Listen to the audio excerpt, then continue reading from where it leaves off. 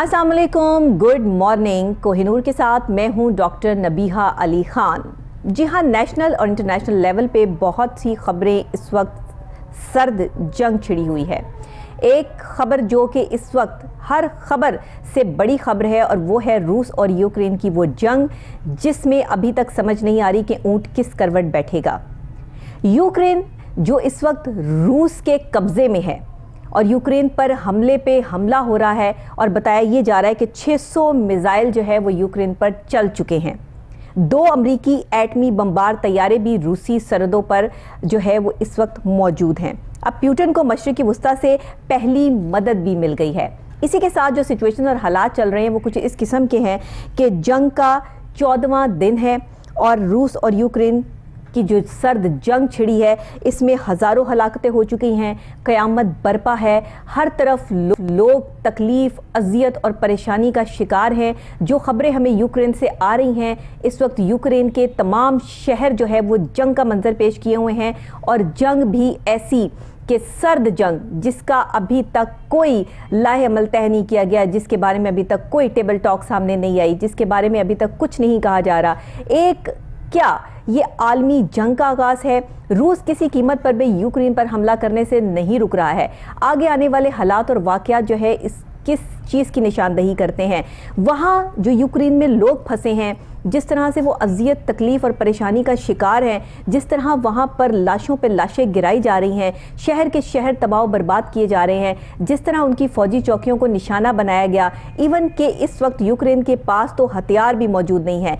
Ukraine के सदर ने जिस तरह पूरी दुनिया से अपील की थी कि इस वक्त तमाम लोग यूक्रेन के साथ खड़े हों और उनकी मदद करें, लेकिन देखने में कुछ और ही आ रहा है। रूस की अगर बात कर लें तो रूस के साथ बरतानिया, स्वीडन, अमेरिका, ये तमाम लोग जो है वो शामिल हो चुके हैं। अंदरूनी ज़राए से हमें ये भी पता चला है कि भारत ने रूस से कुछ तैयारे खरीदे थे। ये अंदर की कहानी है, लेकिन अब वो तैयारे रूस को वापस किए जा रहे हैं। कहा तो था आलमी दुनिया में कि हम बाइकआउट करेंगे रूस का, लेकिन अभी तक रूस का बाइकआउट होता नज़र नहीं आ रहा है, क्योंकि तमाम अगर हथियारों के हवाले से देखा जाए, पहली फ़ौजी मदद के हवाले से देखा जाए तो रूस तक पहली फ़ौजी मदद भी पहुंच चुकी है।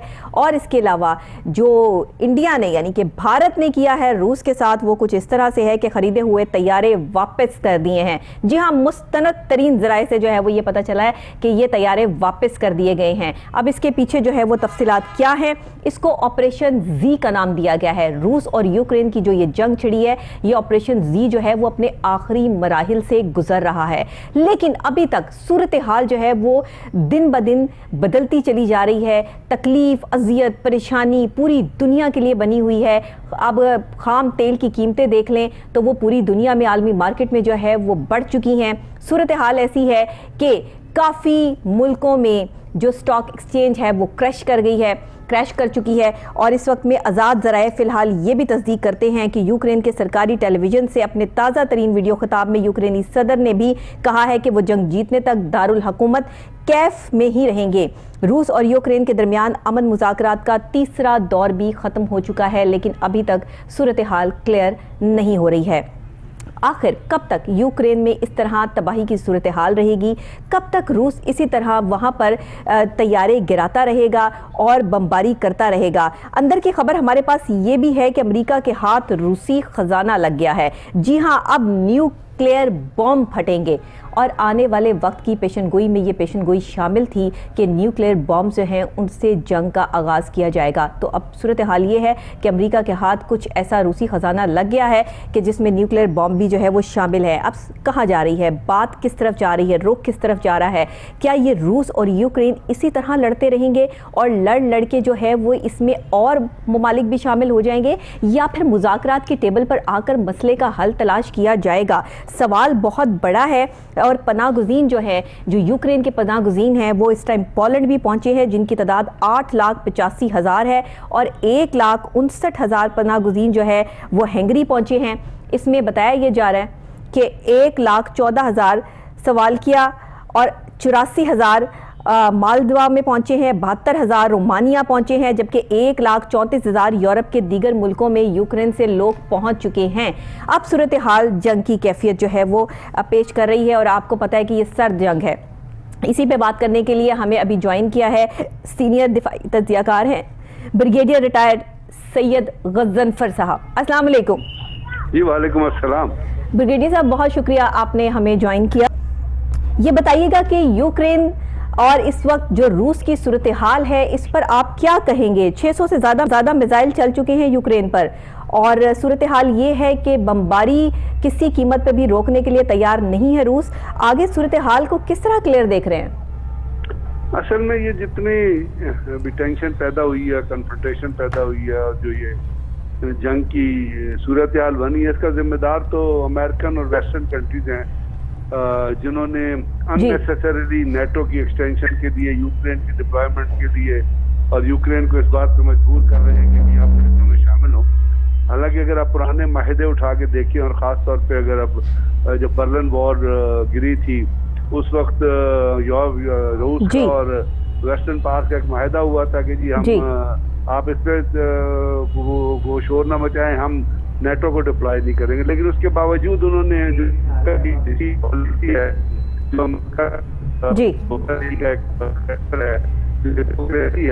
उसके ऊपर उन्होंने यूक्रेन को इन्वॉल्व कर लिया और उसके ऊपर भी आपको पता कि नेटो की डिप्लॉयमेंट के लिए और यूक्रेन के कॉन्स्टिट्यूशन के अंदर से शामिल करना, तो उसके ऊपर जंग तो होना एक ऑब्वियस चीज नजर आ रही थी कि रूस नहीं है। तो सोई लेकिन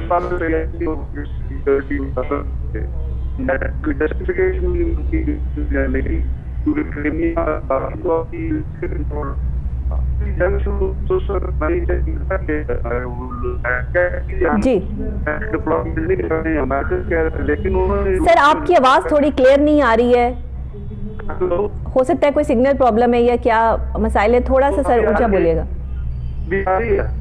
बहुत दूर से आ रही है सर। हेलो जी बोलिएगा सर। हेलो जी बोलिएगा।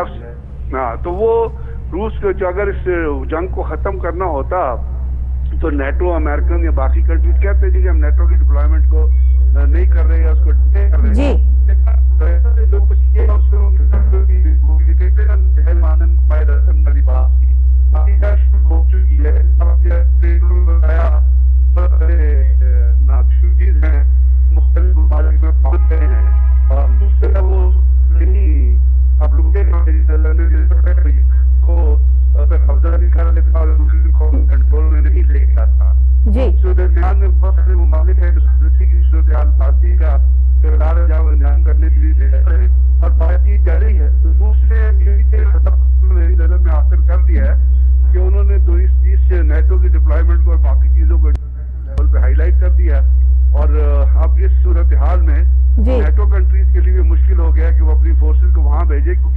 अमेरिका भी कमिट कर चुका और वेस्टर्न पावर भी कमिट कर चुकी है कि जी हम फिजिकल जंग में नहीं शामिल होंगे।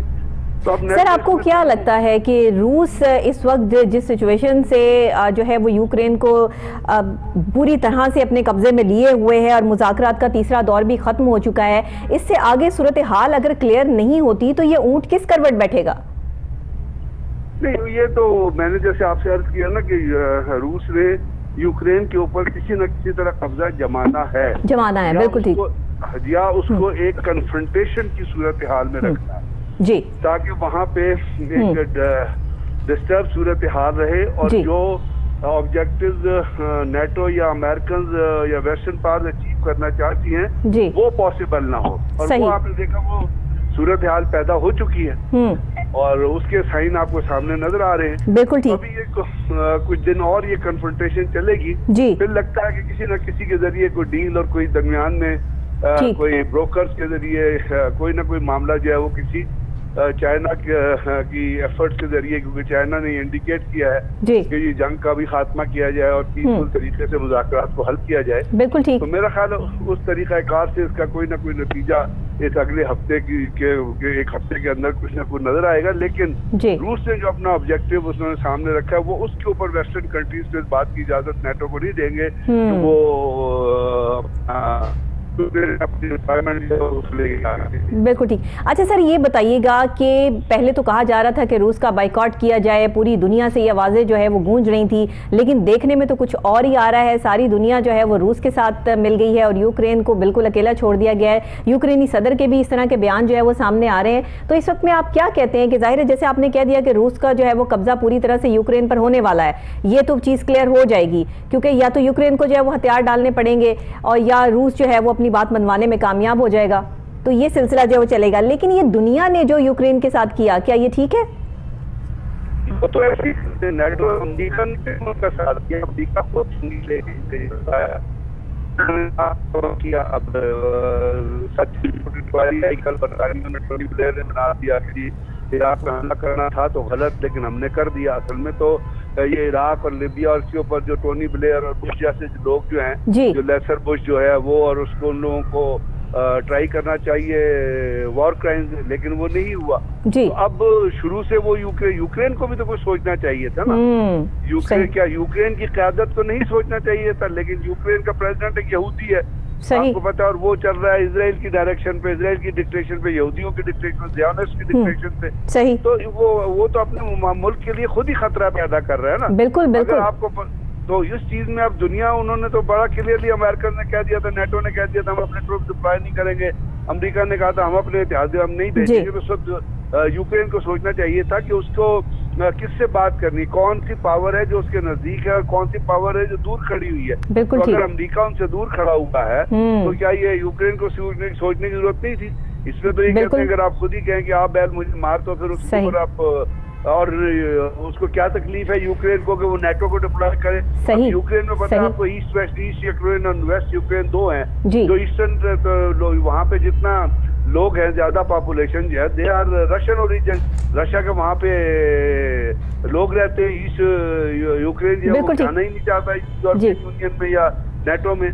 तो जब डिवीजन थी तो उसके ऊपर उनकी क़यादत को फैसला करना चाहिए था ना कि अपने मुल्क को जंग की भट्टी में नेटो को मतलब वो चीजें मिल जाएंगी जो उनको पहले नहीं मिली हुई है। बिल्कुल ठीक। मुज़ाकरात से मसाइल हल हो सकते थे, लेकिन यूक्रेन ने यहाँ पर जो है वो अगर किसी के मशवरे पे अमल करते हुए ये स्टेप लिया है तो भी उनके शहरियों के लिए इस वक्त बहुत बड़ी तबाही का बाइस बन चुका है। वहाँ पे लोग जिस तरह फंस चुके हैं, जिस तरह पनाह गुज़ीन जो है वो मुख्तलिफ मुल्कों में जाके पनाह ले रहे हैं, तो ये तो बहुत एक जो है वो तकलीफ की कैफियत पूरी दुनिया इस टाइम जो है वो अपनी टेलीविजन स्क्रीन पे भी देख रही है।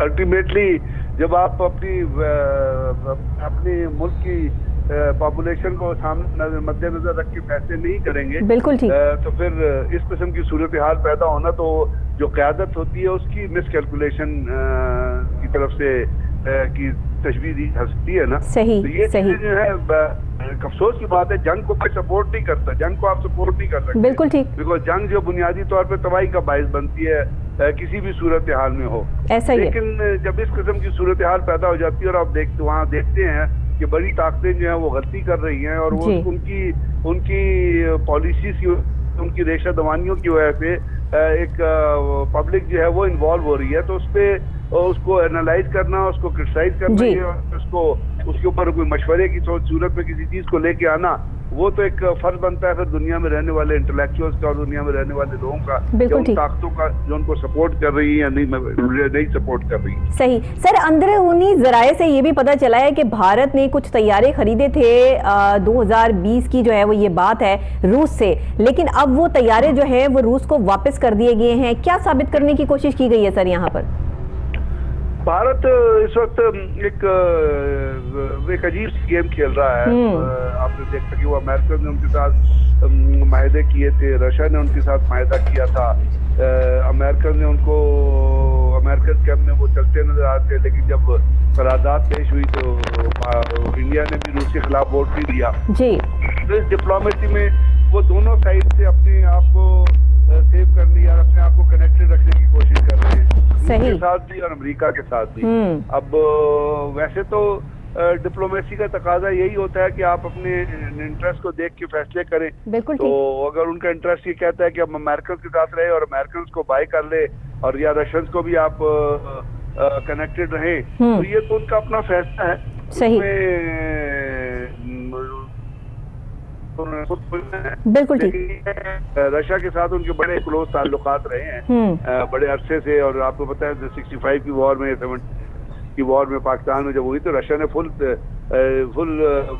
पूरे तरीके से इंडिया को सपोर्ट किया है। बिल्कुल ठीक। दिफाई मायदों की सूरत में भी ऐसा और ही है, इकोनॉमी की भी सूरत में भी ऐसा ही है। तो वो चीजें हैं जिसको अपना इंडिया जो है वो कैश कराने की कोशिश कर रहा है, और उनकी यही पॉलिसी जो आने वाले दिनों में भी जारी रहेगी। जी, इंडिया ने हमेशा दूसरों पर ही जो है वो उनके ही कंधों पर रखकर बंदूक चलाई है, और मशवरे तो हमेशा से जो है वो इंडिया के साथ रहे हैं, इसीलिए भारत जो है वो कुछ ऐसे उटपटांग चीज़ें जो है वो सामने आती रहती हैं, भारत से निकलती रहती हैं। सर ये बताइएगा, अमेरिका के हाथ रूसी खजाना लग गया है, अब न्यूक्लियर बॉम्ब फटेंगे, कितनी तस्दीक है, कितनी, क्या कहते हैं आप इस पे? मेरा ख्याल शॉर्ट ऑफ न्यूक्लियर वॉर ये जंग खत्म हो जाएगी। अच्छा। मुझे नहीं लगता कि जंग जो है किसी भी तरीके का, क्योंकि रशियन इतने, रशियन प्रेसिडेंट जो है जी, वो इतने मेरा ख्याल एक्सट्रीम पे रशियन क़यादत भी जाने की भी कोशिश करेगी। सही। क्योंकि अगर खुदा ना करे किसी तरह भी न्यूक्लियर वॉर खतरा होता है तो फिर तो वो तमाम चीजें ही चली गई ना। जाहिर आई है, थिंक जाहिर है। Short of nuclear war. ठीक, और ठीक। अगर चार्नोबिल पे उन्होंने अटैक किया है जी, या चार्नोबिल पे हमला हुआ है तो वो बड़ा कैलकुलेटिव हमला था।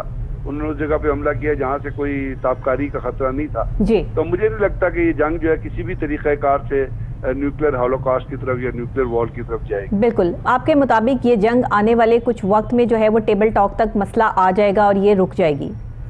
जहाँ कुछ इस किस्म के आसार पैदा हो रहे हैं। ठीक। कि कुछ खास तौर पे जो चाइनीज की जो एफर्ट्स हैं और बाकी ममालिक के किसी न किसी तरह को सालसी का किरदार अदा करके, ठीक। लेकिन वो उसके अंदर जो प्यूटन ने जो अपने ऑब्जेक्टिव्स हासिल करने थे, बिल्कुल वो सही। ऑब्जेक्टिव्स जो है उन्होंने अपने ध्यान में रखे और उनके मुताबिक वो अपनी पॉलिसी को आगे लेके चल रहे हैं। सही है सर। पहली जो फौजी मदद है रूस को वो भी आन पहुंची है, और ये बताया जा रहा है कि कभी आज से पहले जो है वो किसी इस तरह से बहुत जल्दी में या किसी जंग लगी हो तो बहुत कम जो है वो ममालिक इसमें पार्टिसिपेट करते हैं, लेकिन रूस के लिए जो है वो पार्टिसिपेशन की गई है और पहली फौजी मदद जो है वो वहाँ भेजी गई है हथियारों से लैस। तो इस हवाले से आप क्या कहते हैं कि ये तो सारे के सारे जो है वो इसी काम पर जो है चल पड़े हैं कि ये जंग जो है वो चलती रहे?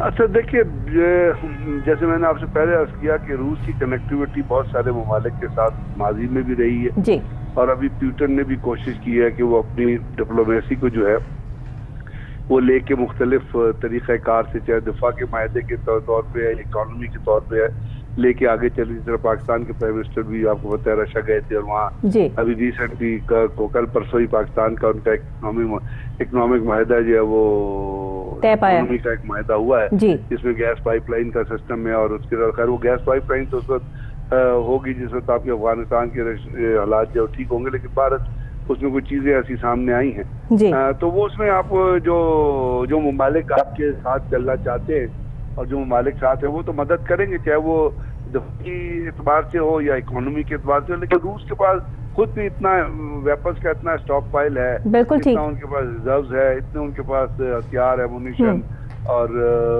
एयरक्राफ्ट और न्यूक्लियर के अपना ये कहते नेवल क्राफ्ट जो है वो इतना है कि वो अपने एट इज ओन वो इस जंग को लेके आगे चल सकते हैं।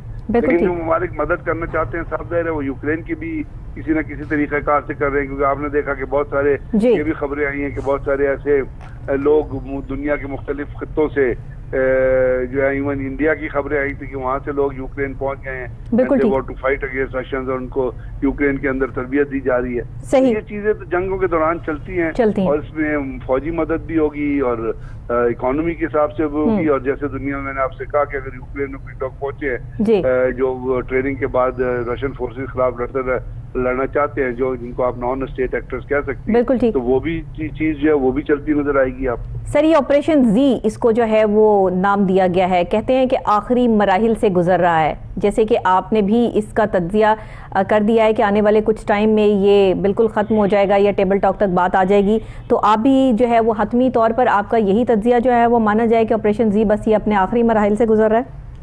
देखिए इसमें तो सर्टेनिटी से तो कुछ नहीं कहा जा सकता। ठीक है, हम तो वो अवामिल को पढ़ सकते हैं या इंडिकेटर्स को पढ़ सकते हैं जो सामने नजर आ रहे हैं, और चूंकि जंग तवील होती जा रही है तो रशिया भी चाहेगा कि वो जिस तरह मैंने आपसे अर्ज किया कि उनका मेजर ऑब्जेक्टिव रशिया का ये था कि किसी किसी तरीके से नेटो की डिप्लॉयमेंट को या नेटो कंट्रीज को सोचने में मजबूर किया जाए कि यूक्रेन में आना उनके लिए प्रोडक्टिव नहीं है, सूदमंद नहीं है।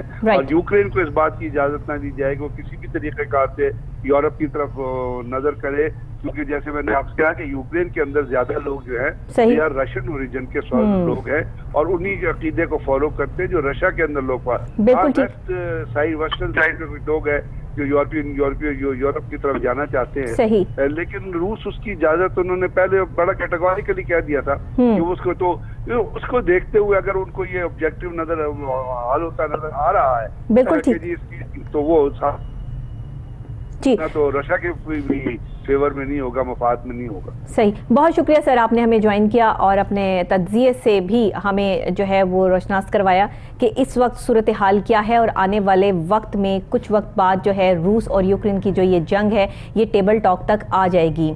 बिलखते हुए बच्चे, सिसकती आए, बम धमाकों से लरसती हुई बिल्डिंगें और तकलीफ और परेशानी और अजियत में लिपटी यूक्रेन की अवाम पुकार कर कह रही है कि इस जंग को रोक दिया जाए, क्योंकि जंग कभी किसी के हक में नहीं हुई है। जब भी जंग होती है उस वक्त नुकसान उन निहत्ते शहरियों का होता है जिनका कसूर कोई नहीं होता। आला हुकाम को चाहिए कि मिल बैठकर बात को आगे बढ़ाया जाए और टेबल टॉक से बात आगे जाए ताकि सूरत हाल को मजीद क्लियर करते हुए आलमी जंग से बचा जा सके। अब रूस ने किस तरह से जो है इस मामले को हैंडल करना है ये आने वाला वक्त साबित करेगा। इसी के साथ मैं यहाँ पे ब्रेक लूंगी। ब्रेक के फौरी बाद जब हाजिर होंगे तो कुछ और अपडेट्स न्यूज़ मेरे पास आपके लिए मौजूद हैं। सूरत हाल से आपको आगाह करेंगे, मेरे साथ रहिएगा।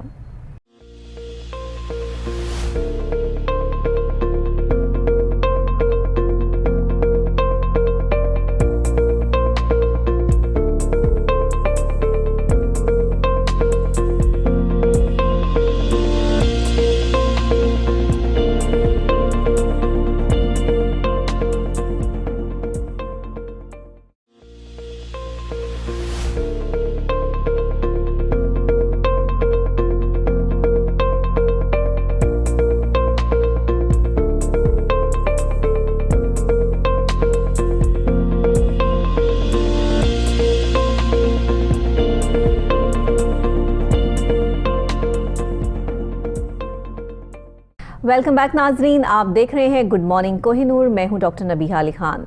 अभी जो हम डिस्कशन यहाँ करने जा रहे हैं बहुत ही अहम डिस्कशन है, क्योंकि ये कराची के हवाले से है।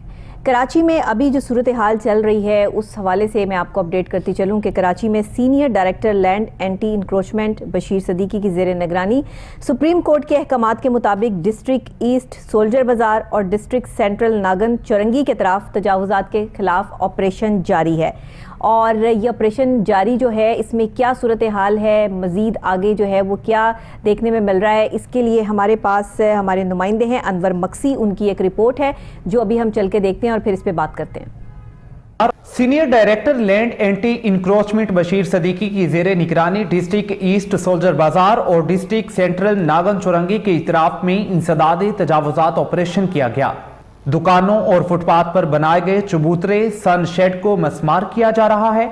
जिला वस्ती और जिला शर्की में मुख्तलिफ किस्म की तजावुजात, केबन, होटल का सामान, कुर्सियां, मेजें, तख्त, लोहे के स्टॉल, पेंचर बनाने का सामान, मुर्गियों के पिंजरे, ठेले, पथारे और दीगर तजावुजात जब्त कर ली गई हैं। बल्दिया उज़्मा कराची महकमा इंसदाद तजावुजात के सीनियर डायरेक्टर बशीर सदीकी ने कहा कि तजावुजात के खात्मे तक कार्रवाई जारी रहेगी, जबकि दुकानों के सामने कायम तजावुजात भी मस्मार करके दुकानदारों को तंबीह की गई कि तजावुजात कायम करने से गुरेज करें।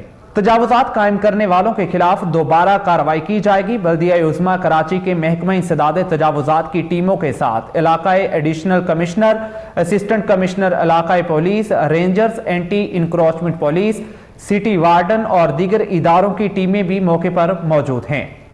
जी नाजरीन, देखा आपने कि किस तरह कराची में तजावुजात के खिलाफ ऑपरेशन जारी है। छोटे बड़े तमाम माफियाज जो हैं वो इसमें इस वक्त बिल्कुल जकड़े हुए हैं, बल्कि पकड़े हुए हैं। इस पे बात करने के लिए हमारे साथ स्टूडियोज़ में मौजूद हैं bureau chief Karachi Kohinoor news Syed Sajjad Ali Shah साहब। अस्सलाम वालेकुम सर, बहुत शुक्रिया आपने हमें ज्वाइन किया।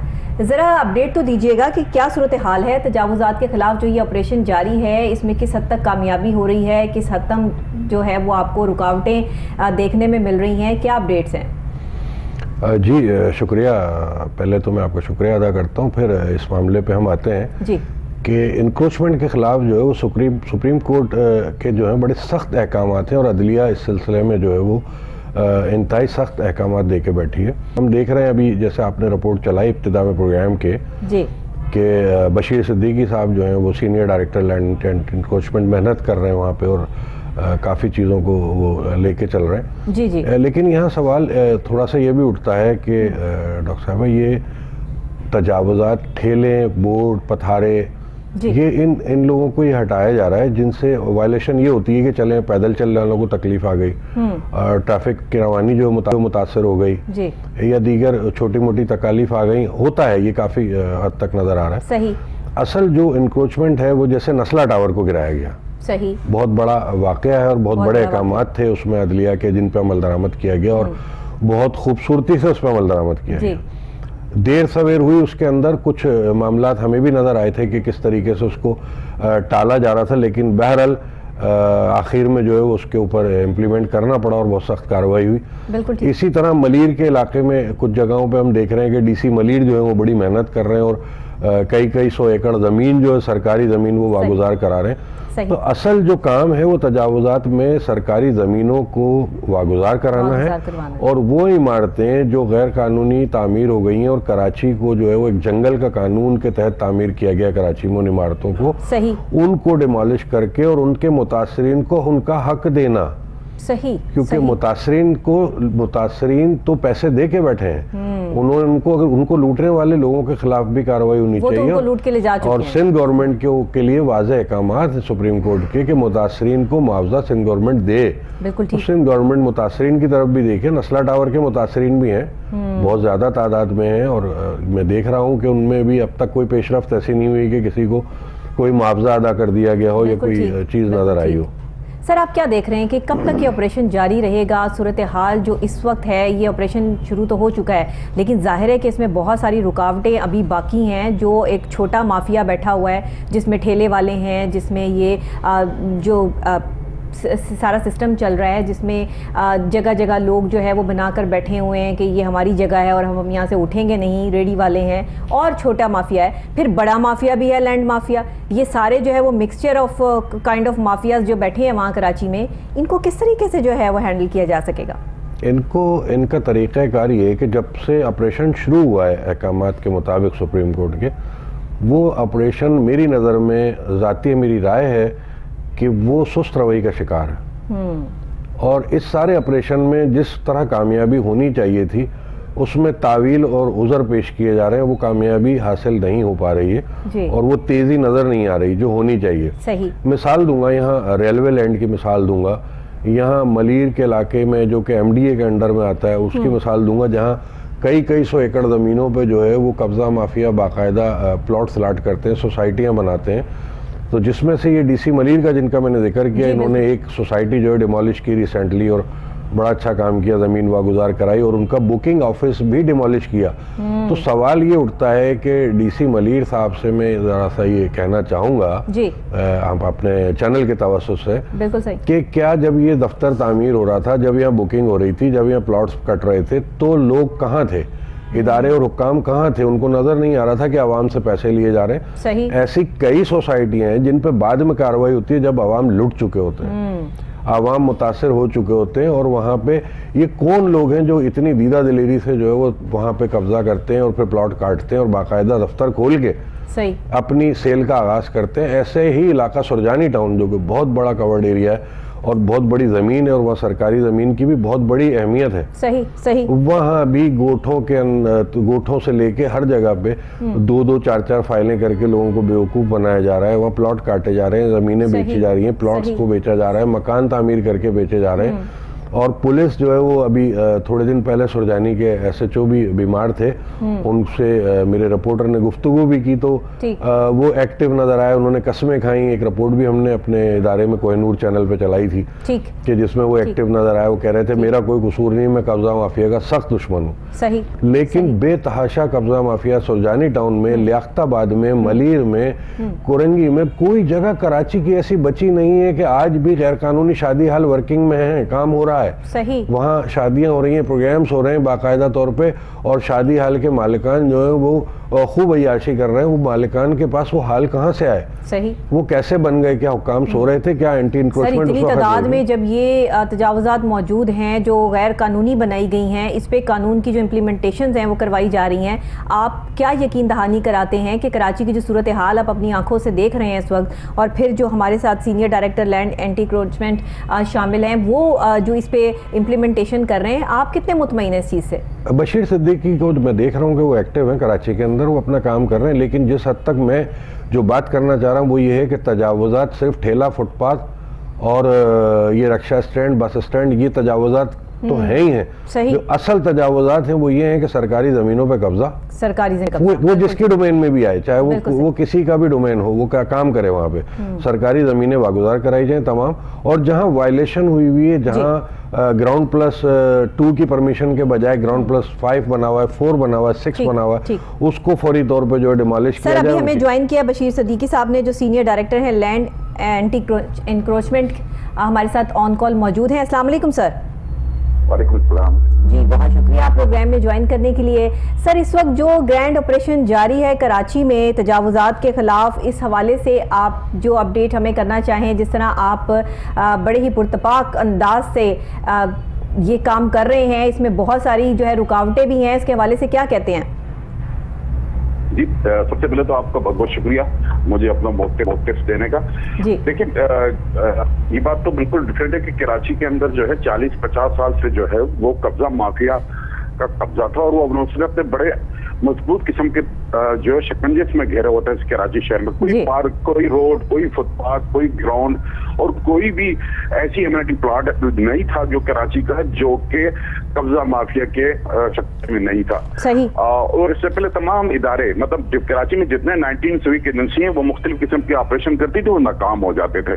लेकिन चूंकि जबकि सुप्रीम कोर्ट का एक ऑर्डर आया CP9 का, जिसमें सुप्रीम कोर्ट के चीफ जस्टिस साहब ने जिसमें ऑर्डर्स किए हैं कि कराची के तमाम फुटपाथ, रोड, नाले और पार्क, एमिनिटी प्लॉट को फौरी तौर पर खाली कराया जाए। तो उस वक्त से जो है वो हर डिपार्टमेंट अपना जो है वो एक्टिव हुआ है, और अल्हम्दुलिल्लाह कराची की तारीख में और पाकिस्तान की तारीख में सबसे बड़ी कार्रवाइयां जो है वो अल्लाह ने मेरे सिर पर रखी और मैंने की है। 56 किलोमीटर के नाले जो कराची डूब जाया करता था जमाने में, अगर 1 साल 2 साल पहले आप देखेंगे, जिसमें महमूदा कराची का सबसे बड़ा नाला जो गुजर नाला, महमूदाबाद नाला, औरंगी नाला, ये 56 किलोमीटर के रकबे पर तजावुजात से भरा हुआ था दोनों तरफ में, जिसको अल्हम्दुलिल्लाह क्लियर करवाया।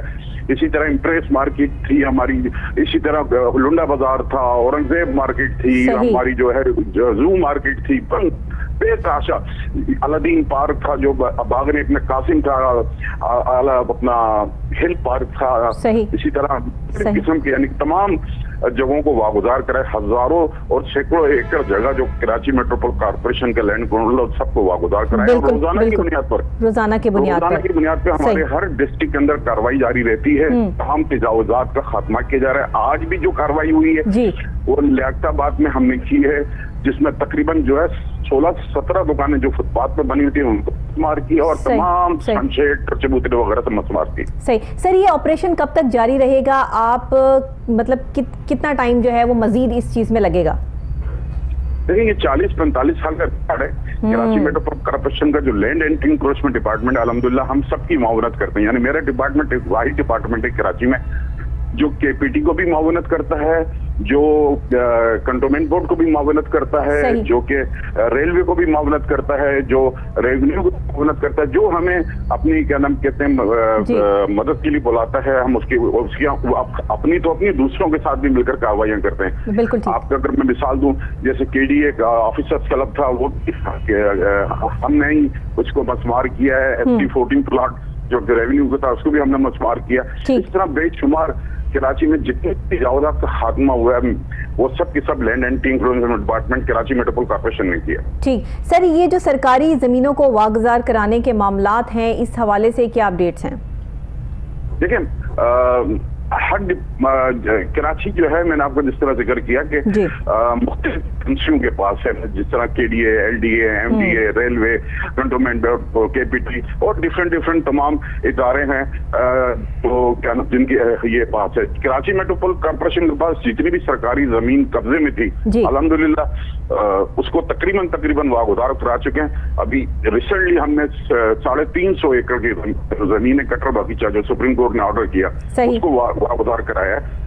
तो हमारी कार्रवाई तो जारी है पूरी कराची शहर के अंदर रोजाना की बुनियाद पे, जहां भी पहले असल में ये जो डिले होने की प्रैक्टिस ये थी कि उनके पास हाई कोर्ट के स्टे थे, लेकिन अब क्योंकि सुप्रीम कोर्ट ने जो है वो स्टे सारे जो है वेकेंट कर दिए, तो अब हाथ खुल गए हैं। अब रोजाना जो है हमारी कार्रवाई जारी थी, जहां सरकारी जमीन है रोजाना के हिसाब से हम अपनी जमीन वागुदार कराते जा रहे हैं। सही सर, कुछ ऐसे कोई तशद्दुद के वाकयात या कोई इस तरह के मामला भी सामने आए हैं कि लोग इस चीज को एक्सेप्ट नहीं कर रहे, बेशक ये सुप्रीम कोर्ट के ऑर्डर के मुताबिक जो है वो सारी चीजें हो रही हैं, आपको इस तरह के भी कुछ मामला जो है वो वहाँ देखने को मिले? देखिए, मैंने जिस तरह आपसे जिक्र किया ना, कराची की तारीख ही चेंज हो गई है जब से सुप्रीम कोर्ट के वो चीफ जस्टिस साहब के ऑर्डर्स आए, वरना अदरवाइज तो कराची से ठेले पत्थरों को हटाना बहुत आसान नहीं है। बिल्कुल सही कह रहे हैं। मोबाइल किस्म की जो इंक्रोचमेंट है उसको उठाना ऐसा था जैसे आप किसी सियासी पार्टी का, यानी दो सियासी पार्टी आपस में जंग हो रही हो। बिल्कुल ठीक। लेकिन जैसे ही वो सुप्रीम कोर्ट के ऑर्डर आए, तमाम इदारों के हाथ खुले हैं अल्हम्दुलिल्लाह।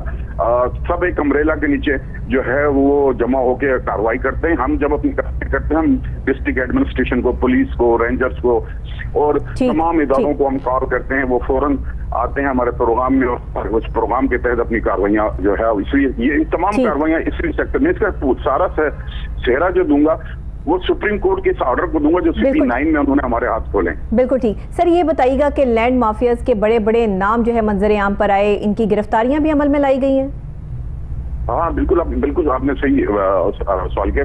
हम जो है दिन ब दिन रोजाना जो है, अब जो लैंड माफियाज है, पहले तो हम ये करते थे कि उनसे जगह वागुदार करते थे, ये करते थे, लेकिन वो फिर भी मोतबर रहते थे, यानी ये 40 साल जो है वो एंजॉय करने के बाद सरकारी जमीन पे वो मोतबर है। अब तक हम जो है तकरीबन 100 से 150 के करीब FIR लॉन्च कर चुके हैं मुख्तलिफ कब्जा माफिया के खिलाफ। सही। तो अब हमने जो अब ये प्रैक्टिस रखी है, अब उनके खिलाफ FIR भी लॉन्च कराते जा रहे हैं जी। और अल्हम्दुलिल्लाह हम कोशिश करेंगे कि उनको उन्हीं कोर्टों से जो है वो सजाएं पाएं। बिल्कुल ठीक है, यानी कि आपकी तरफ से तो बिल्कुल सिग्नल जो है वो क्लियर है, लेकिन ये छोटा माफिया जो है इसको हटाने में क्या दिक्कत जो है वो पेश आ रही है? देखिए, सबसे बड़ी बात तो मैं यह बताऊं, कराची जो है पाकिस्तान का दिल है, छोटा सा गुलदस्ता है पाकिस्तान का। कराची के क्या नाम कहते हैं, यहाँ पर लोग रोजाना की बुनियाद पे सैकड़ों की तादाद में अपने रोजगार की तलाश में आते हैं। बिल्कुल ठीक। और उनको सबसे जो सस्ता रोजगार मिल जाता है के अंदर, वो 5,000 रुपए का एक रेड़ा, उसमें 5-7 हजार रुपए का फ्रूट वो लगा के, और वो कराची में बिल्कुल सेम इसी तरह कराची के अंदर जितनी भी अगर आप देखेंगे जो फलाई इदारे हैं जी। जो मोतबर किस्म के लोग हैं वो भी ऐसे करते हैं कि रोजाना 20-50 रेडियां खरीदते हैं और उसमें फ्रूट या डिफरेंट चीजें लोगों को देके और एक सस्ता सा बिजनेस लोगों को दे रहे हैं, लेकिन उनको ये नहीं पता ये रोडों पे आएंगे, ये फुटपाथ के ऊपर खड़े होंगे, इनके पास दुकानें नहीं है, इनसे ये तजावजात में इजाफा है। लेकिन एक्चुअली ये तंग उठाते हैं, तंग करते हैं या बढ़ाते हैं, तो ये मोबाइल किस्म की होती है। सोच कहीं पर ठेले लगे होते हैं तो 25 या 50 बाकी आधे भाग जाते हैं। बिल्कुल ठीक। फिर दोबारा हमारा उनके साथ आंख मछोली का सिलसिला चलता ही रहता है, जो मोबाइल किस्म की इंक्रोचमेंट है। बहुत शुक्रिया बशीर सदीकी साहब आपका कि आपने तजावुजात के खिलाफ जो ऑपरेशन जारी है कराची में उसको हमें अपडेट भी किया और साथ में सूरत हाल से हमें आगाह भी किया। हमारे साथ मौजूद हैं bureau chief Karachi Kohinoor news Syed Sajjad Ali Shah साहब। उनसे भी पूछते हैं कि वो डायरेक्टर साहब की इस बात पर जो है वो क्या राय रखते हैं। जी सर बताइएगा, सूरत हाल आपके सामने है।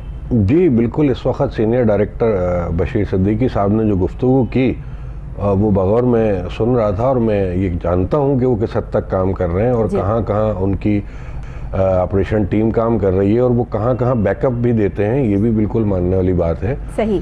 लेकिन 16 आने बाद जो उसूल की है वो करनी चाहिए। बिल्कुल ठीक। कि रातों रात कराची शहर के अंदर आज भी छतें पड़ रही हैं कई इलाकों के अंदर, उन छतों के बाकायदा रेट मुतय्यन है। सही। और वो इदारे ही आके ले रहे होते हैं वो पेमेंट, और वहाँ छतें डल रही होती हैं। इलाकाई मेंबर्स जो हैं वो वहाँ के शहरी जो हैं कोई कंप्लेन कर दे तो भी कोई नहीं आता वहाँ पे। सही। और रातों रात जब छतें पड़ती हैं और गैर कानूनी तामीरात का सिलसिला चलता रहता है तो उससे हौसले बुलंद होते हैं वो कब्जा माफिया के, जो कि इस टाइप के कामों में इन्वॉल्व हैं। सही। अगर इन कामों को बर वक्त रोका जाए, बर वक्त उन छतों को ना डालने दिया जाए तो दीगर कब्जा माफिया की जरूरत भी नहीं होगी कि वो दोबारा ये काम करें। सही। कब्जा माफिया सरगर्म है, सरगर्म था बिल्कुल 50 साल से, क्या मैं कहता हूँ 74 साल से कराची के अंदर कब्जा माफिया सरगर्म ठीक है, जब से पाकिस्तान बना है। जब से पाकिस्तान बना है, फ्रॉम द बिगिनिंग ये जो है वो सरगर्म अमल है। लेकिन इदारे जब अपना काम सही तरीके से कर रहे होते हैं और खिलाफ कार्रवाइयाँ हो रही होती हैं ऐसे मुलजमान की, ऐसे लैंड ग्रेपर्स के खिलाफ, माफिया के खिलाफ, तो लोग जो हैं वो फिर समझते हैं कि कानून कोई चीज़ है जिस पर अमल दरामद किया जा रहा है। सही। आज सुप्रीम कोर्ट भी बार बार जो है वो इसके ऊपर रिपोर्ट मांगता है कि रिपोर्ट पेश करें आपने क्या काम किया। नस्ला टावर गिरने के अंदर कितनी दफ़ा नोटिस गए, ये सारे मीडिया को पता है, हमें पता है और लोगों को भी पता है, कराची के शहरियों को भी पता है। तो सुस्त रवैया आती क्यों है, कौन सा प्रेशर होता है? सर बीच में कौन ऐसे लोग हैं जो ओके की रिपोर्ट दे के जो है वो सब ओके ओके है और फिर वो आला हुकाम तक बात नहीं पहुंच पाती, ये भी तो सिलसिले होते हैं ना। बिल्कुल बात यही है कि मैं यही अर्ज कर रहा हूँ कि कौन सा ऐसा प्रेशर होता है जिसके तहत जो है वो कार्रवाई अमल में नहीं लाई जाती और उन लोगों को बाकायदा मजीद फ्री हैंड दिया जाता है। पॉइंट तो आपके पास है ना, ये तो आप बताएंगे क्या होता है। वो मैं बिल्कुल अर्ज कर रहा हूँ कि सियासी अमरेला के नीचे बैठे हुए लोग बिल्कुल ऐसा हो रहा है कि वो काम कर रहे हैं। बाकी जो ग्रेपर्स हैं जिनकी गिरफ्तारियों का बशीर सिद्दीकी साहब बता रहे थे गिरफ्तारियां हुई हैं, तो वो गिरफ्तारियां जितनी हुई हैं वो उंगलियों पर गिनी जा सकती हैं, लेकिन कब्जा जितना कराची शहर में हुआ वो उंगलियों पर नहीं गिना जा सकता। पूरा शहर जंगल बन चुका है कब्जा माफिया के हाथों और लोगों के लुटने की इतनी बड़ी तादाद है, इतने मुतासरीन की तादाद है जिनको देखा भी नहीं जा सकता है। जो मुजाहरा कर करके थक गए हैं, अगर उनको कहीं कहीं से काबिजीन को हटाया जाता है तो मुतासरीन तो बच जाते हैं ना। एक पोर्शन बंद हो जाता है कि जी चलें काबिजीन हट गए, दूसरा पोर्शन जो कि मुतासरीन है वो कहाँ खड़े हैं, वो तो वहीं अपने रूट के ऊपर मुजाहरा कर रहे हैं, लेकिन उनकी आज तक दादरसी नहीं हो सकी है। तो कब्जा माफिया जो काम कर रही है, सुरजानी हो, मलीर हो, लियाकताबाद हो, कुरंगी हो, औरंगी टाउन हो या गुलशन इकबाल हो या PNT कॉलोनी हो, पोश एरिया है, डिफेंस का एरिया है, गिजरी कॉलोनी है, पंजाब कॉलोनी है, दिल्ली कॉलोनी है, शाह रसूल कॉलोनी है, नीलम कॉलोनी है, शेर जिना कॉलोनी है। मैं जो आपको ये नाम ले रहा हूँ ये वो कॉलोनियाँ हैं जहाँ पहले झोपड़ियाँ हुआ करती थी, क्वार्टर हुआ करते थे। आज वहाँ 10-10 मंजिला, 5-5 मंजिला, 8-8 मंजिला और 6-6 मंजिला इमारत तामीर हो चुकी है, लोगों को रिहाइश दे दी गई है, जिसकी वजह से हमारा सेवरेज का सिस्टम और पानी की तकसीम और बिजली की तकसीम, उन तमाम चीज़ों पे जो सहूलियात ज़िंदगी होती हैं उन पे फ़र्क पड़ रहा है। एक 120 गज का या 100 गज का मकान जो दिया जाता है एक फैमिली को, 6 मेंबर 5 मेंबर उसके अंदर सहूलियात लेते हैं, वो रहते हैं। सही। उसी 100 गज के मकान पे अगर जब आप 5 मंजिला इमारत तामीर करते हैं और इन इमारत के अंदर लोगों को अकोमोडेट करते हैं तो वो शहरी अपने बच्चों के साथ वहाँ आता है तो उसको पार्किंग भी चाहिए, पानी भी चाहिए, सेवरेज सिस्टम भी चाहिए, गैस भी चाहिए, बिजली भी चाहिए।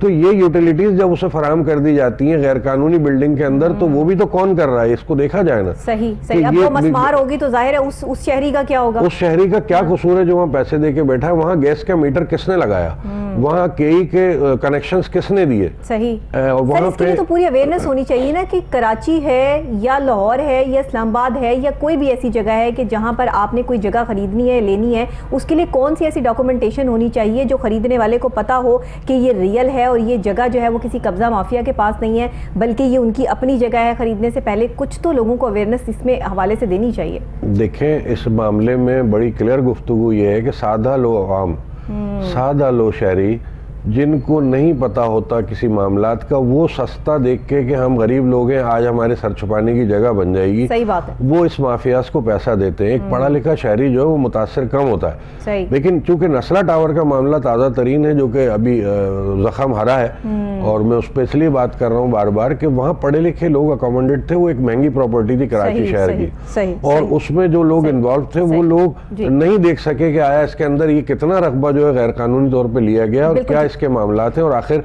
एंड ये हुआ कि वो मुस्मार कर दिया गया और मुतासरीन आज भी वहाँ पे फरियाद रांदे दरगाह हैं और उम्मीद पे हैं कि शायद कहीं से हमारी कोई सर, बहुत शुक्रिया आपने प्रोग्राम में ज्वाइन किया। इसी के साथ नाजरीन आप देख रहे हैं कि किस तरह कराची में जो है तजावुज़ात के खिलाफ ये ऑपरेशन जारी है, अभी है क्योंकि अभी ये शुरू हुआ है, इसका एंड नहीं है और ना ही कोई हतमी तौर पर कुछ दिन दिए जा सकते हैं कि आने वाले 40 या कुछ अगले दिनों में जो है वो ये मसला सॉर्ट आउट होता नज़र आ रहा है, क्योंकि 74 साल के कब्जे मौजूद हैं और लैंड माफिया जो है वो बड़ी तादाद में मौजूद है। देखते हैं सूरत हाल आगे जाकर ये सिलसिला क्या बनता है, लेकिन यहाँ पर मुझे लेनी है एक छोटी सी ब्रेक के फौरी बाद वापस आपको यहीं से ज्वाइन करते हैं, मेरे साथ रहिएगा।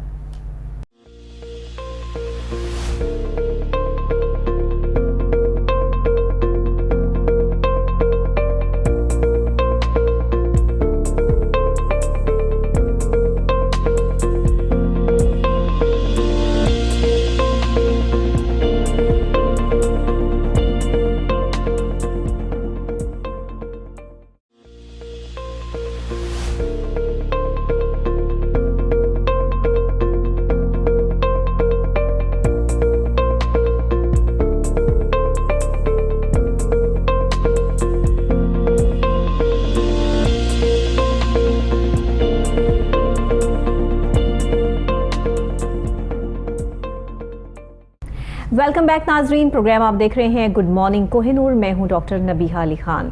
अभी हम जिस टॉपिक को डिस्कस करने जा रहे हैं वो बहुत ही अहम टॉपिक है, क्योंकि ये रिलेट करता है हमारी खुराक से। आज की जो अशिया बाज़ार में बिक रही हैं, जो खाने पीने की अशिया हमें मिल रही हैं, जो मुयस्सर हैं, वो इतनी नाक़िस हैं और उनकी क्वालिटी इतनी ख़राब है कि जिससे लोग बीमार पड़ रहे हैं।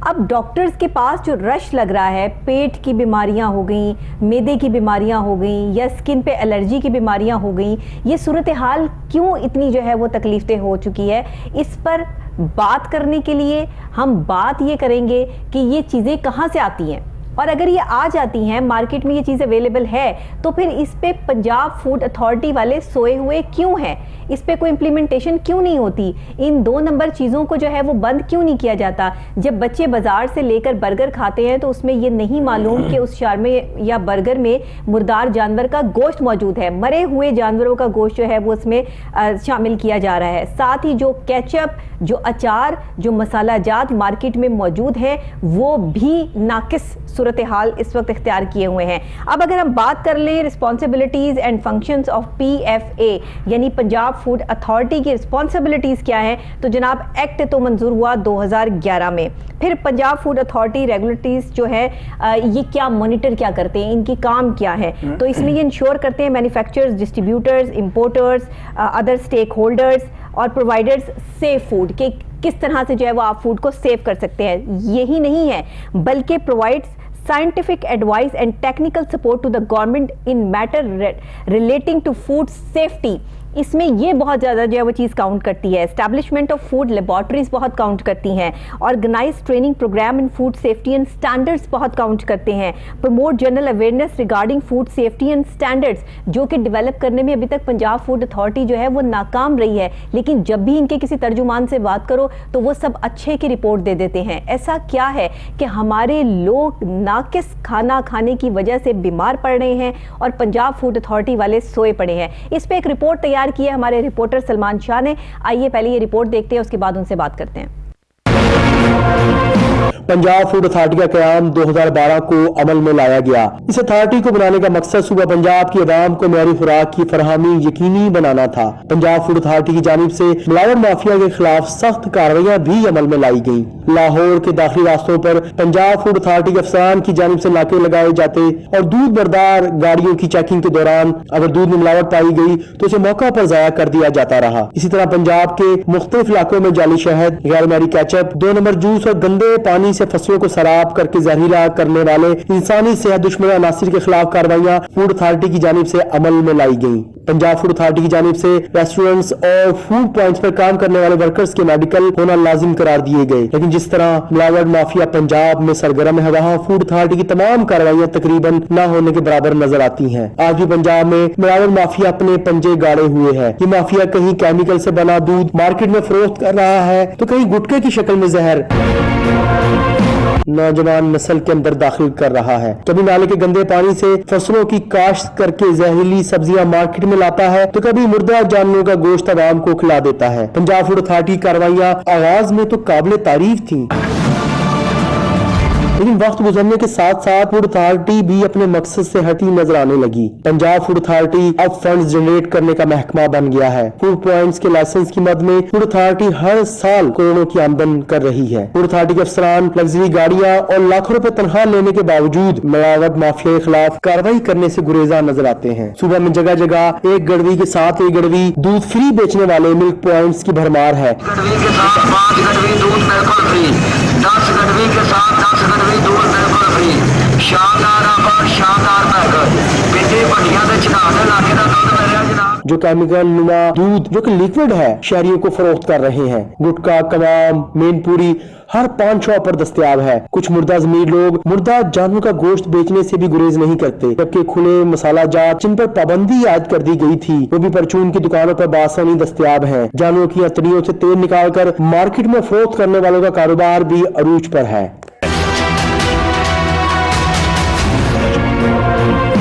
देखिए आपने ये रिपोर्ट कि किस तरह से जो है वो शहरियों को एक गड़वी के साथ दूसरी गड़वी फ्री में दी जा रही है दूध की, और 100 रुपए किलो दूध जो है वो फरोख्त हो रहा है। लाहौर जैसे बड़े शहर में ना सिर्फ ये सूरत हाल लाहौर की है बल्कि कराची की सूरत हाल भी कुछ इसी तरह की है। पाकिस्तान के मुख्तलिफ शहरों में वो छोटे हों बड़े हों, वहाँ पे दूध में जो मिलावट की जा रही है, आप जिस दूध को खालिस समझकर खरीद रहे हैं, जो आप 120, 30 या 150 भी ले रहे हैं, उसमें भी कोई श्योरिटी नहीं है कि ये दूध आपके घर खालिस पहुंच रहा है।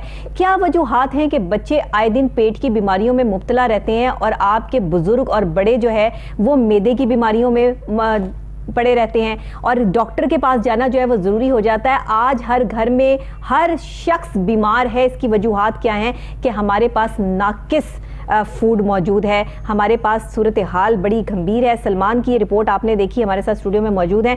सलमान बताइएगा कि ये रिपोर्ट बनाने में जाहिर है कि बड़ा आपको जो है वो इसके लिए काम करना पड़ा होगा। ये जो दूध की सूरत हाल है इसका तो बताइए, दूध में क्या मिलावट की जा रही है कि एक गड़वी के साथ दूसरी गड़वी फ्री में इतना दूध आ गया पाकिस्तान में? डॉक्टर साहब बहुत शुक्रिया आपका कि आपने एक इतने अहम इशू पर मुझे बात करने का मौका दिया। आपने बड़ी बात की है कि एक गड़वी के साथ गड़वी फ्री दी जा रही है और वो भी 100 रुपये की गड़वी, तो क्या दूध इतनी ज़्यादा मिकदार में आ गया है? तो डॉक्टर साहब देखिए, आपको पता है कि जो दूध हासिल करने का जो तरीका है वो एक कुदरती तरीका है जो हम भैंसों से और गाय से हासिल करते हैं जी। अच्छा, आप ये देखें कि लाहौर के अंदर, मैं अभी सिर्फ लाहौर की बात करूँगा, पंजाब के तो बहुत सारे डिवीजन हैं। बिल्कुल ठीक। तो अभी सिर्फ मैं लाहौर की हद तक आपको मैं बताने जा रहा हूँ कि लाहौर में जो डेली जो दूध की डिमांड है घर में और मुख्तलिफ जो रोज़मर्रा खाने की अशिया में दूध इस्तेमाल होता है वो तकरीबन 30 से 35 लाख लीटर पर डे है। 30 से 35 लाख लीटर जी, ठीक, पर डे। मैं आपको मंथली नहीं बता रहा, हाँ, पर डे, ये पर डे है। ठीक है। अच्छा, ये दूध जितना मैंने आपको इसकी मिकदार बताई, अगर आप इसको कुदरती तरीके से आप इसको अगर हासिल करना चाहें तो तकरीबन 3 लाख के करीब भैंसें चाहिए। ठीक है। अभी ये बताएं कि कहाँ पे 3 लाख? 3 लाख भैंसें लाहौर में मौजूद हैं। मुझे तो नज़र नहीं आई। तो फिर ये इतना सारा दूध कहाँ से आ रहा है? उसका मैं आपको तरीका बताता हूँ। वो जो गवाले हैं, जो दूध फरोश हैं, उनके पास बहुत तरीके हैं दूध की पैदावार को बढ़ाने के लिए। और आपको मैं क्या क्या तरीके कार हैं आपने डॉक्टर साहब 3 तरीके से जो दूध आजकल ना गवाले बना रहे हैं। अच्छा। सबसे पहला जो तरीका है उसमें वो पानी का इस्तेमाल करते हैं। ठीक। अगर दूध अच्छा, वो पानी भी कौन से नाले से या कहाँ से लिया गया ये भी कोई पता नहीं है। ये भी कंफर्म नहीं था। अगर दूध 10 गड़वी है तो उसमें वो 2 से 3 गड़वियाँ पानी मिला देते हैं। वो चले, वो तो बेरेबल है ना, चलो बर्दाश्त आप कर सकते हैं, पानी है। तो दूसरा तरीका है उसमें केमिकल मिलाते हैं वो। अच्छा, केमिकल की कुछ शीशियाँ हैं वो इस्तेमाल करते हैं जिससे एक कम तकरीबन 1000 रुपये की लागत के अंदर उनका कोई 20-30 हज़ार रुपये का दूध बन जाता है। दूध बढ़ जाता है? बन जाता है, मतलब कि वो कुदरती तो होता नहीं दूध, उसको एक ड्रम के अंदर बनाते हैं, उस लिक्विड को डालते हैं और वो पानी में तैयार हो जाता है दूध। ठीक। इतना तो आसान हो चुका है दूध बनाना। ठीक। और एक मैं आपको जो सबसे अहम इशू पे मैं आपको दूध के हवाले से बात करूंगा डॉक्टर साहिबा, वो ये है कि दूध की पैदावार को बढ़ाने के लिए एक इंजेक्शन है ऑक्सीटोसिन। सही। उस पे सुप्रीम कोर्ट की जानिब से सख्ती से पाबंदी मैं दोबारा बता रहा हूँ, सख्ती से पाबंदी आयद कर दी गई थी और फूड अथॉरिटी को कहा गया था कि अगर किसी गवाले के पास किसी जगह पे ये अगर टीका है तो उसके खिलाफ सख्त कानूनी कार्रवाई अमल में लाएं। उस सही। वक्त तो फूड अथॉरिटी की जानिब से बहुत सी कार्रवाई अमल में लाई गई, पकड़ा गया रिपोर्ट्स भी पेश गवालों की को, गई, जी जी बिल्कुल। रिपोर्ट पेश की गई, हाँ। सब अच्छे की आवाज दी गई, लेकिन वक्त गुजरने के साथ साथ वो कार्रवाइयाँ ना होने के बराबर हो अभी गई। भी ये इंजेक्शन इस्तेमाल हो रहा है? अभी यूज हो रहा है और दस्तयाब भी है। मेरी अभी कुछ दिन पहले मेरी एक रिपोर्ट थी जिसमें मैंने निशानदेही की थी कि लाहौर के अंदर कहाँ दस्तयाब ऑक्सीटोसिन है? इंजेक्शन जो है अच्छा। वो सेल हो रहा है, सेल बल्कि देखें एक तो सेल होता है तो कहाँ है पंजाब छुपा फूड के। अथॉरिटी, कहाँ है इनके जो है वो सारे करता धरता लोग सब मौके की रिपोर्ट आखिर ये कौन देता है? मतलब इस तरह लोगों की जिंदगियों से खेलते रहेंगे कब तक? और अगर जवाब मांगा जाए तो फिर आप जवाब कुछ कहते हैं, सवाल कुछ करते हैं और जवाब कुछ आता है, तो ये सूरत हाल तो काफ़ी ख़तरनाक है। डॉक्टर साहबा देखें कि जो पंजाब फूड अथॉरिटी है ना, अब वो सिर्फ फोटो सेशन की हद तक महदूद है। जी। उनसे आप फोटो सेशन करवा लें, वो हफ्ते में एक कार्रवाई करेंगे, नाका लगा लेते हैं लाहौर के अपना गाड़ियां तो दाखिली बहुत रास्तों पे। लाहौर में फिरती नजर आती हैं फूड अथॉरिटी की कि वो अगर बस आपको कहीं फिरते हैं, नाके असल से नजर आए में तो इस नंबर जो पे उनको कॉल कर पेट्रोल मिला होता है, डीजल मिला है, उसको उन्होंने जाया भी तो करना घुमा है, रहे हैं। उनको जाया भी तो करना है। सही।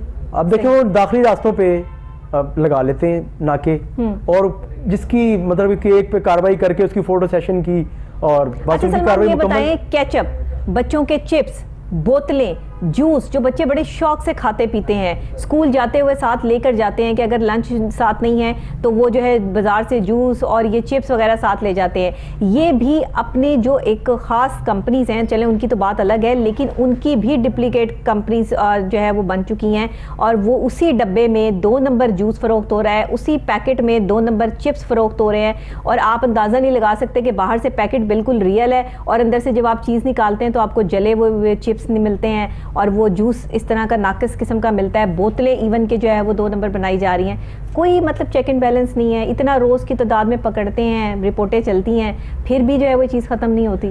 डॉक्टर साहब ये देखें कि एक तो हमारे यहाँ पे ना लालच बहुत ज़्यादा दुकानदार हजरात के अंदर बढ़ गया है। उसकी सबसे बड़ी रीज़न यही है कि वो कहते हैं कि जहाँ पे जो एक ब्रांड है, अगर हम उसकी चीज़ को सेल करेंगे तो उसमें से हमें 2 रुपये प्रॉफिट होगा। सही। और अगर जो जाली चीज़ है उसको हम सेल करें उसमें हमें 8 रुपये प्रॉफिट होगा या 10 रुपये, वट जितने भी हों उनको प्रॉफिट फायदा ही ज़्यादा, है। प्रॉफिट मार्जिन ज़्यादा है सही। उसके अंदर ना। सही। अच्छा, पंजाब फूड अथॉरिटी को चाहिए था कि उन तमाम चीज़ों का चेक एंड बैलेंस रखती, चक्कर लगाए, उनको देखे, जुर्माने चक्कर करे। तो लगाते हैं वो, ये तो ना जी, कहीं चक्कर नहीं लगाते। हाँ जी, चक्कर वो लगाते हैं, लेकिन वो चक्कर जो होता है वो चक्कर होते हैं, वो अगर किसी को चक्कर देने के लिए वो चक्कर वो लगाते हैं वो। सही है। तो कोई खास कार्रवाइयाँ नहीं है उनकी तरफ से। मैं आपको एक और इशू पे डॉक्टर साहब यहाँ पे मैं हाईलाइट एक और इशू करूँगा हमारे चैनल के तवज्जुह से जी। वो ये है कि मार्केट में आपने देखा होगा कि सब्जियां जो हैं वो अपने साइज से थोड़ी बड़ी नजर आ रही हैं। मतलब कि आप शलजम देख लें, इसके अलावा दूसरी सब्जियां देख लें, वो अपने साइज से ना थोड़ी बड़ी साइज में आ रही हैं। अच्छा, हम अगर दुकानदार से पूछते हैं कि कैसे, तो कहता है ये देसी है और ये चाइना का है। असल में डॉक्टर साहबा हो ये रहा है, चाइना की सब्जियां और फ्रूट भी अवेलेबल है यहाँ पे, और वो जो सब्जियां यहाँ पे उगाई जा रही हैं वो उसमें कौन सा पानी इस्तेमाल किया जा रहा है या क्या खाद इस्तेमाल की जा रही है? डॉक्टर साहब देखें, अक्सर अभी पिछले दिनों फूड अथॉरिटी में कार्रवाई की थी, लेकिन मैंने आपको बताया उनकी कार्रवाइयाँ तो करते हैं, लेकिन बिल्कुल मखसूस उनकी कार्रवाइयाँ होती हैं। जिस मिकदार में या जिस तरह जो मिलावट माफिया ने पूरे पंजाब को जी अपने शिकंजे में घेर रखा है, उस हवाले से ना उनकी कार्रवाइयाँ। आपने जो रिपोर्ट बनाई उसमें आपने जो है वो ये बताया कि ये जो सब्जियां हैं ये गंदे और नाले के पानी से जो है वो उगाई जा रही हैं। जी डॉक्टर साहब, बिल्कुल। अब ऐसा होता है कि हमारे यहाँ पे ना नहरी पानी कई इलाकों में दस्तयाब नहीं है। ठीक। कई ऐसे गाँव है वहाँ पे ना नहरी पानी तो गंदे नाले का पानी इस्तेमाल किया जाता है। तो होता क्या है, जो सीवरेज का पानी होता है ना, वो उन फसलों को दिया जाता है, जिससे वो फसलें केमिकल से, क्योंकि देखिए अब जब पानी उसमें और जब वो सब्जियां घर में पकाई जाती हैं तो वो काली हो जाती हैं। देखिए डॉक्टर साहब, बिल्कुल एक चीज जिसकी काश्त आप गंदे पानी से कर रहे हैं, जिनको आप सैराब ही गंदे पानी से कर रहे हैं, तो वो तो उसमें क्या चीज होगी? उसमें तो मेरे ख्याल से किसी भी तरह का आपके फायदे की चीज उसमें नजर नहीं आएगी। बिल्कुल ठीक। उसमें देने के लिए अगर होगा तो आपको वो बीमारियां दे सकेगी। सही। गुटखे के हवाले से बात कर लें सलमान। जी बिल्कुल। गुटखा जो है वो कराची में तो बहुत इस्तेमाल हो रहा है। देखिए कराची तो अब काफी दूर है, कराची तो दूर की आप बात करी, मैं आपको लाहौर की बात बताऊं कि लाहौर में बैठे हैं तो लाहौर की बात लाहौर में डॉक्टर साहिबा तकरीबन हर दूसरी पान शॉप के ऊपर ये गुटखा मावा दस्तयाब है। पानपुरी, सही, सॉरी मेनपुरी, सही, ये दस्तयाब हैं हाँ। तकरीबन हर दूसरी दुकान पर। ठीक।